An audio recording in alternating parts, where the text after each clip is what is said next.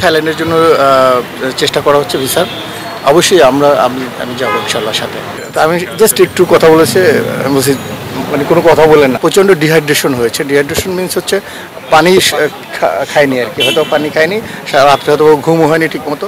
এখনও আপনারা জানেন যে 48 আওয়ার্সের একটা টাইম আছে, বাট এখন পার্সোনালি ইজ ভেরি গুড।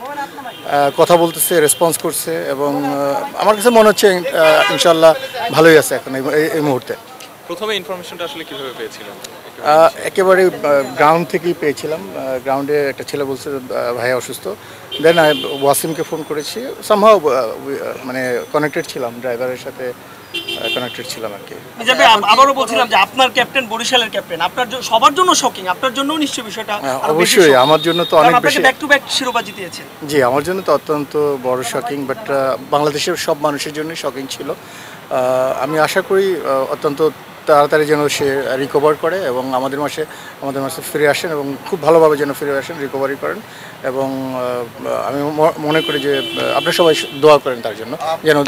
ভাই একটা বিষয় যে স্পোর্টসম্যান, তারপরে বয়সও খুব বেশি না, আপনাদের খেলোয়াড় হিসেবে হয়তো বয়স কিন্তু অ্যাকচুয়ালি হিসাব যদি করি আমরা আসলে ডক্টর, এইটা কি আপনাদের কাছে একটু শকিং ছিল যে এই অল্প বয়সে এরকম একটা আবার মানে বোঝাই যায়নি যে তারা? আচ্ছা, ডক্টরের যে ভাষ্য, প্রচণ্ড ডিহাইড্রেশন হয়েছে। ডিহাইড্রেশন মিনস হচ্ছে পানি খায়নি আর কি, হয়তো পানি খায়নি, রাত্রে হয়তো ঘুমও হয়নি ঠিক মতো।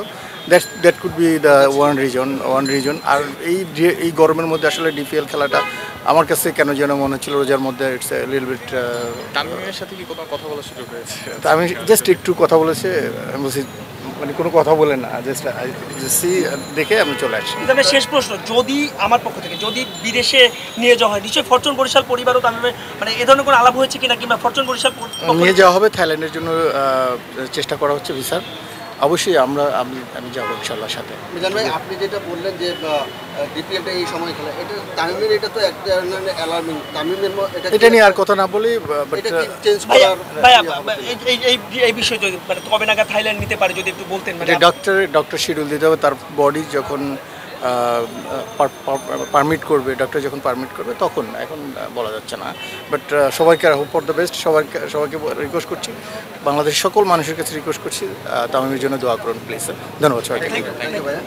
দেশ জুড়ে তোলপাড় ওয়ালটন ফ্রিজ কিনে আপনিও হয়ে যেতে পারেন মিলেনিয়ার।